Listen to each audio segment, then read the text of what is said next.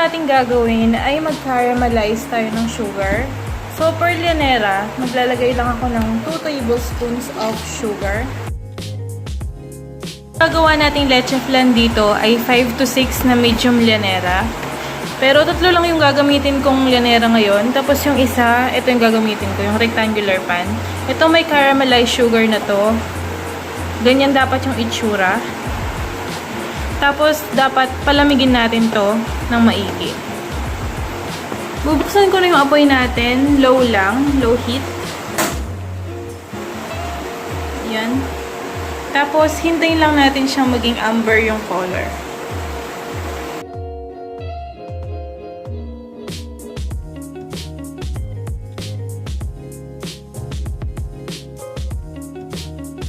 Habang nagpe-prepare tayo ng leche flan, kailangan pakuluan na natin yung ating steamer. Kailangan kulong-kulo na siya. Tapos, pag isasalang na natin, saka natin i-adjust dun sa pinakamahinang apoy yung ating steamer.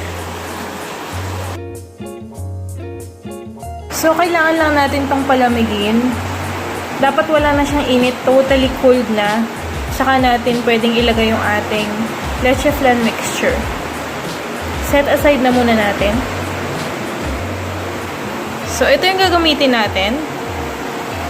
Mango flavored na condensed creamer. Ayan. Tapos, Angel Kremdensada. Kung wala kayong makita nito, okay lang na yung gamitin nyo ay yung all-purpose cream. Gagamit pala ako ng 8 na eggs. Maliliit lang sila, kaya 8 yung gagamitin ko. Pero kung medyo malaki yung mga eggs nyo, 6 lang pwede na yon. Pero yung sa akin ngayon maliliit lang, kaya 8 eggs ang gagamitin natin. So, para maging creamy siya, yung gagamitin natin ay Kremdensada, or kung meron kayo ng all-purpose cream na lang yung gamitin nyo. Maglalagay tayo ng eggs dito. Lahat ng eggs natin, lalagay natin dyan. So, para matanggal yung lansa ng ating eggs, maglalagay tayo ng 2 calamansi. I-squeeze lang natin dito. Huwag nating isasama yung buto. Yung sabaw lang niya, yung juice lang niya yung ilalagay natin. I-mix lang natin siya hanggang sa maging isa na lang yung kulay nila.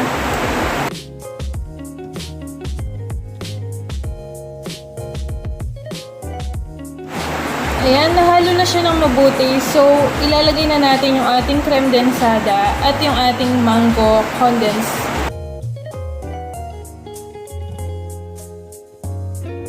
Tapos, imimix lang natin siya ng mabuti.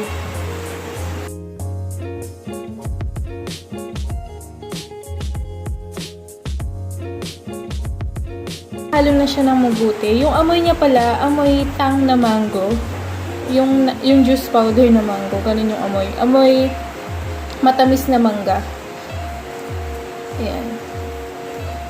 Ayan, sasalain ko lang siya.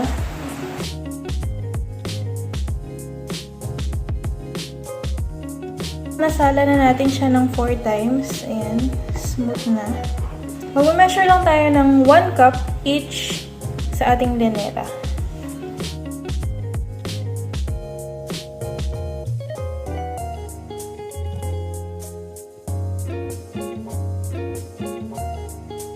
I-transfer ko na yung ating leche flan mixture. Ngayon, tatakpan lang natin to para hindi siya matuluan ng tubig mamayang iluluto natin siya.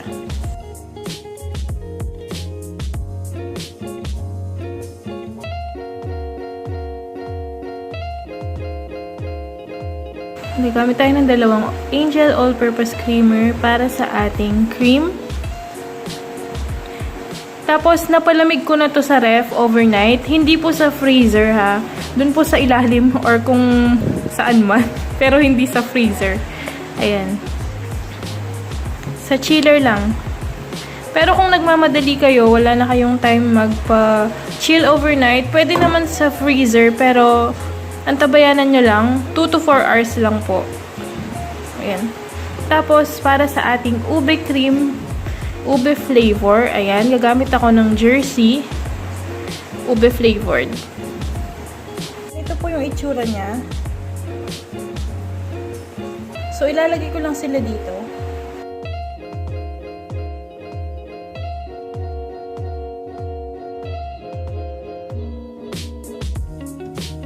So, ibibit ko lang po siya for 10 minutes. Hand mixer po yung gagamitin ko. Electric hand mixer. Ibibit ko siya for 10 minutes sa high.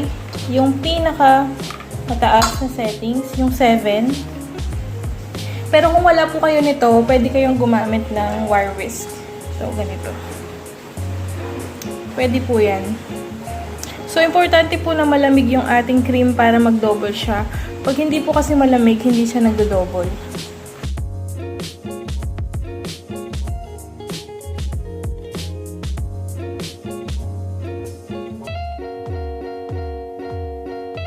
Nag-double na yung ating cream mixture. So, ngayon, ilalagay na natin yung ating ube.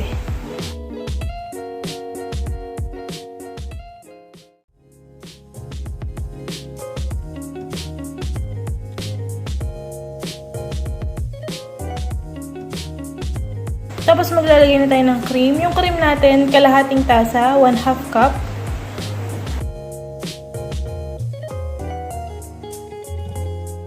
Tapos, maglalagay tayo ng 3 tablespoons ng crushed grahams. Yan, spread lang natin. Pwede naman kahit hindi crushed, puro crackers na lang lahat.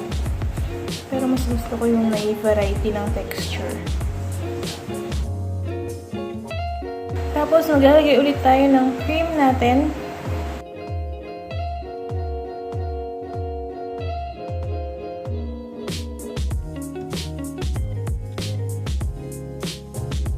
Tapos, mag-add ulit tayo ng graham crackers.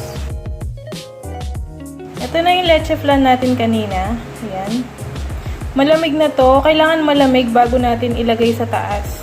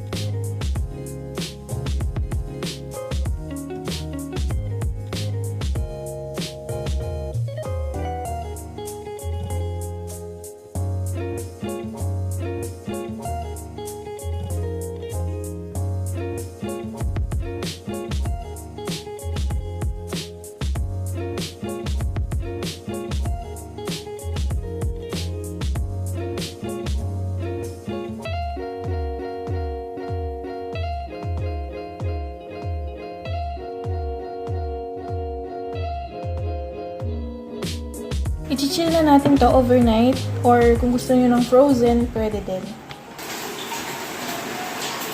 Tikman natin. Yan. Ayan yung layers niya. Hindi ko pa to na i-chill. Pero kailangan na natin tikman. Yung leche flan natin, smooth siya. Tsaka lasang mango. Pero hindi siya overpowering na mango. Sakto lang.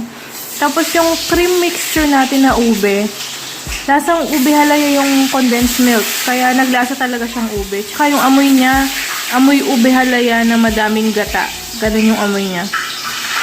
Sarap. Tsaka sakto lang yung tamis.